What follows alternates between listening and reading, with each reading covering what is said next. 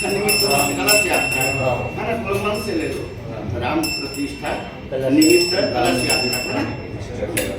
खनौद निवासी पंडित यशवंत कुमारी शर्मा गौतम गोत्र द्वारा हम सब पूजा संकल्प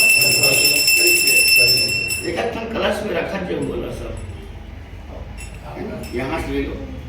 अच्छा शुरू करें कलश में रखना है, इसमें 55 बार रखना है ना। हाँ तो हम एक कलश में रख दो वहाँ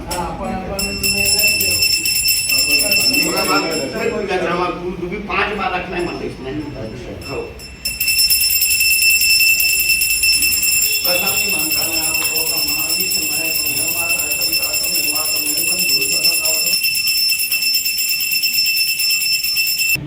ओम स्वस्ति इंद्र विदस्रा व सृष्णा पूषा विषय न सृष्णा विष्णु में सृष्णा बृहस्पति रथा कुल अवसंगुल इंद्र नाम भद्रम